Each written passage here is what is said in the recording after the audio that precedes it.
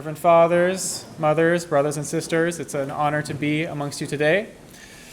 So as Father Peter mentioned, we'll be talking today about St. John and his relationship with the Western saints, a unique one. Whenever I want to quickly look up the saints commemorated today or the daily scripture readings, I usually use an app on my phone.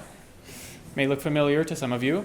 It's a calendar published by Holy Trinity Russian Orthodox Church in Baltimore, Maryland. The calendar consolidates information from liturgical calendars published by the publishing department of the Moscow Patriarchate, St. John of Kronstadt Press, and St. Herman of Alaska Press. St. Herman of Alaska Press, based out of Platina, California, which began with St. John's explicit blessing, once published a calendar of the saints of Western Europe. That is why, when we open this app to look at the calendar, we'll see some names that don't sound Greek or Russian, but perhaps more Germanic or French. Our very own St. John was either directly responsible for or inspired many of these additions. For example, this one here, St. Ansgar, Bishop of Hamburg, Enlightener of Denmark and Sweden. He reposed in 865, almost 200 years before the Great Schism, separating Rome from the rest of the Church. When St. John was made Archbishop of Western Europe in 1951, there was controversy surrounding this saint.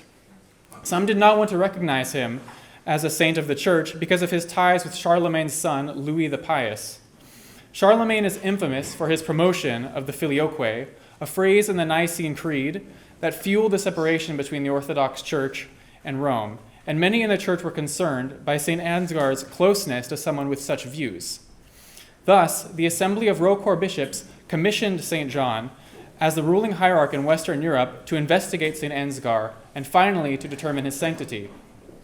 St. John diligently researched his life and concluded that due to his apostolic preaching in Sweden, Denmark, and northern Germany, plus miracles worked by his relics, now located in Hamburg, Germany, he is most certainly a saint. Writing to the Synod, if God himself glorified him, it would be impertinent of us not to venerate him as a saint. Not to mention that he was glorified by the Church before the schism. Thanks to St. John, this saint is on our calendar, and we can feel confident learning about him, praying to him, and visiting his relics next time we find ourselves passing through Hamburg. Before we go further, though, let's clarify. What do we mean by a Western saint?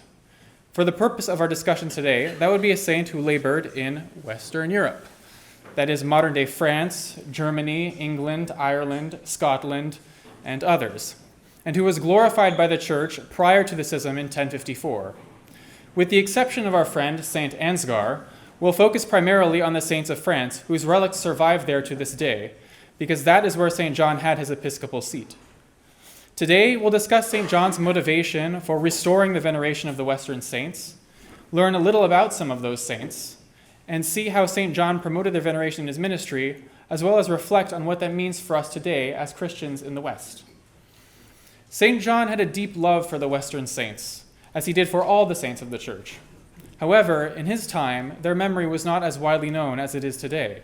Many in the Orthodox Church looked upon the Western saints with suspicion, and among the non-Orthodox, their memory was fading in the places where they had been historically venerated.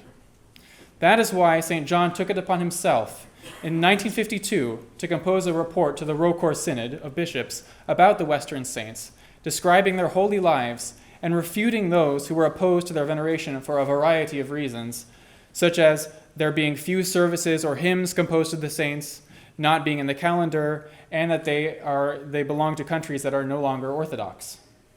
Let's take a look at what St. John had to say about some of these saints, whose relics are still intact and open for veneration. About St. Victor of Marseille, St. John writes in his report to the Synod, "In Marseille, since time immemorial, the martyr Victor has been greatly venerated. He suffered with the guardians Alexander, Felician, and Longinus, brought by him to the faith. His relics in this city rest in this city to this day, and a detailed description of his martyrdom has been preserved. On their tomb, St. John Cassian the Roman erected his monastery, in which he lived in asceticism and died. The relics of St. Victor of Marseille, who was martyred in the year 290, are now housed in the Abbey of St. Victor in Marseille, France. I was able to visit these relics on a trip to France last October, where I took the picture on the right. In researching for this presentation, I noticed that all the pictures I found online lacked this large icon of St. Victor that you see, meaning it's a recent addition. This, to me, indicates that the seeds that St. John sowed for venerating the Western saints continue to bear fruit to this day, as Orthodox visit their holy relics and adorn them with icons. The Abbey of St. Victor is called such because it was a monastery dedicated to St. Victor in the year 415 by a monk named John Cassian. About St. John Cassian, Archbishop John writes, "Venerated by the entire Orthodox Church, although his memory is commemorated only once every 4 years, is only recognized locally in the Roman Catholic Church. His memory is venerated there, certainly every year, but only in Marseille. What remains of his relics after their destruction at the time of the French Revolution is in the church of the Holy Martyr Victor." St. John was a great monastic writer and church father, St. John Cassian, and as St. John of Shanghai remarks, you can still find his relics in the church of the monastery that he built, adjacent to the relics of St. Victor. Other than being a Western saint, St. John Cassian, as Archbishop John notes, had another reason why his veneration was not as widespread. His feast day actually falls on February 29th, so properly speaking, we only commemorate him once every 4 years on a leap year. Although it's a common practice now to translate his feast day to February 28th. Another great monastic saint of France that St. John had much to say about is St. Genevieve of Paris. Telling her story, St. John writes, "St. Genevieve was born in 423 and died in 512. Since her childhood, she demonstrated her piety, spending her entire life in prayer and extreme temperance. St. Germain of Auxerre perceived her vocation while she was still a child and blessed her to devote herself to God. She was spiritually linked to St. Simeon the Stylite, who had heard of her. She performed many miracles during her lifetime, and the most famous of which was the salvation of Paris, obtained through her prayers, from the invasion of the Huns and Attila. The memory of this miracle is not only preserved by tradition, but is marked by a column erected on the place where Attila was stopped. She is considered the protector of Paris and France. Neither the destruction of the majority of her relics by the Revolution, nor the struggle against the faith, could interrupt this veneration." The relics of St. Genevieve rest to this day in the church of St. Etienne du Mont, next to the Pantheon in Paris. The Orthodox presence at the site of her relics is strong. Numerous icons surround them, 2 of which depict St. Simeon the Stylite, who, despite living atop a pillar in Syria, over 2,000 miles away from Paris, was spiritually connected to St. Genevieve, and told passers-by from Paris to convey his greetings to her and ask her prayers. Much like the relics of Archbishop John in our cathedral here, people from all different backgrounds come to visit her and leave her notes asking her prayers. These are only 3 of the many saints that Archbishop John cites in his report. Time does not permit us to discuss them all, but this should give an idea of the spiritual riches in France and of Western Europe more generally, which St. John was instrumental in uncovering and promoting. But why did St. John feel so strongly about the veneration of these saints? One reason we can conclude from his report is that there were misconceptions about them that he took as his archpastoral duty to clear up so that we could render those saints the glory due to them, which of course is glory due to God. The first of these misconceptions was the confusion sown by the departure of the West from orthodoxy.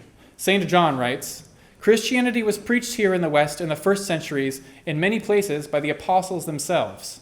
For many centuries, orthodoxy stood firm, and even Eastern confessors flocked here to seek support during heresies, such as St. Athanasius the Great and St. Maximus the Confessor. Many martyrs and ascetics shone here, strengthening the church. But at the same time, the departure and falling away of the West from the one universal church overshadowed the truth there and mixed it with deception. It was necessary to establish which of those revered here as the pillars and saints of the faith really are such. This could not be left to private researchers. It was the responsibility of the diocese, and it had to do it. Clearly, St. John felt that, as bearers of the faith once and for all delivered to the saints, the Orthodox Church had a responsibility to recognize which of these ancient saints were her own and could not leave this task solely to academics or to other groups. Another misconception about the Western saints was that because there were no hymns or services in the Eastern liturgical books dedicated to them, that meant the Church did not recognize their holiness. St. John countered this point by showing that there are saints remembered in collections of the lives of the saints, such as the Synaxarion and the Prologue, who do not have a service dedicated to them on that day. Some don't have special days of remembrance, but are mentioned in other services, such as the commemoration of all saints who shone forth in asceticism celebrated on Sheaves Fair Saturday. Many are known only to God and not remembered at all in our liturgical materials. Therefore, the absence of services and hymns to these saints, according to St. John, was by no means a reason not to venerate them.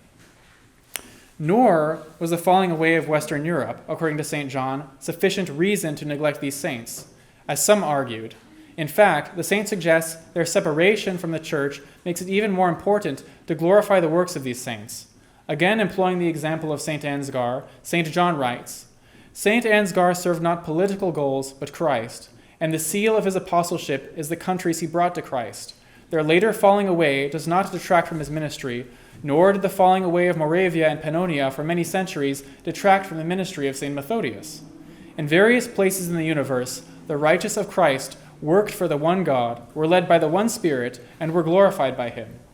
The wave of revolutions and reformations destroyed the relics in the West, just as, having reached our fatherland, Russia, it blasphemously touched the Russian saints. She tried to destroy their memory, just as how Julian the Apostate burned the holy relics of the monks. But they rejoice in the heavenly church, and we must glorify their works even more, thereby glorifying God who works miracles through them. St. John uses the example of St. Ansgar, accused of ties to French royalty, as mentioned earlier, to show that the later fate of Western Europe in no way diminishes the glory of the early saint. Turning to the east, St. John also reminds us that we still venerate St. Methodius, one of the apostles to the Slavs, despite some of the regions of his ministry also falling away for some time. Bringing forth these two examples, St. John demonstrates that regardless of their country of origin, these saints both serve the same Lord and were inspired by the same Spirit, and the fate of Western Europe, with its revolutions that destroyed many saints' relics, is not so different from revolutions that occurred in these other places, such as in Russia and in 4th century Rome. But the saints are still alive in God, and venerating them despite the current state of their earthly home testifies to his glory and power. Archbishop John not only fought for the veneration of the Western saints in word, but in deed. A book about St. John by a man named Bernard Le Carreau provides stories about St. John's relationship with the French saints as Archbishop in France, which began from the moment that St. John arrived. Le Carreau recounts, "A little after his arrival in France, the hierarch hurried, in the company of Archpriest Alexander Trubnikov, to celebrate a service of intercession in the Basilica of St. Denis before the relics of the Holy Bishop of Paris. According to the testimony of one of the faithful, this celebration was authorized under the condition that the chanting was to be done at half the normal volume. Thanks to the acoustics of the building, however, the sound reverberated throughout the immense basilica. The impression it left was captivating. As we can see, the commands of the authorities in the basilica, even when St. John obeyed, were not enough to stifle the rightful veneration of St. Denis, the first bishop of Paris, who reposed in the year 250. Of course, St. John's acts of devotion to the Western saints did not stop there, but continued throughout his ministry in France. Le Carreau writes, "The hierarch's numerous travels were transformed for the saint into many pilgrimages. According to the testimony of Sophie Delceau, who had the opportunity to frequently drive the archbishop on his travels, he knew the French saints well and always wanted to know more.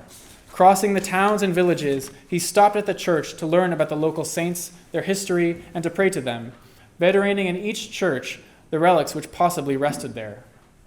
As we can see from this quote, St. John took every opportunity he had in his travels to engage with the local saints through learning about their lives and through prayer. As the Archbishop of Western Europe, he certainly wasn't traveling for leisure. But despite the responsibilities he had, he always made it a point to try to get to know the saints of the area, as though he were reaching out to long-lost relatives. And when St. John arrived somewhere and discovered the local saints were no longer being venerated, he was deeply affected and took action to rectify the situation. Such was the case in the city of Trieste in Italy. Le Carreau states, "On a trip to Trieste, the hierarch was greatly distressed by the fact that the saints of the city were no longer venerated there.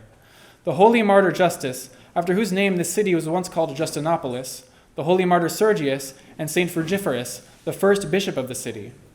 Also, during his first visit to this city, the archbishop descended into the crypt where, according to his meticulous research, the bodies of the saints of Trieste were to rest.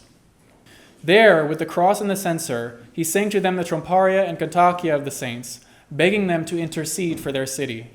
He then entered into contact with the Roman Catholic clergy, requesting their authorization so the Orthodox could venerate the relics of these saints of God. He finally ordered the rector of the Russian Orthodox parish of Trieste to commemorate the local saints at the prothesis during the celebration of each liturgy, as well as to celebrate an office of intercession on the day of their feast in front of their relics in the presence of parishioners.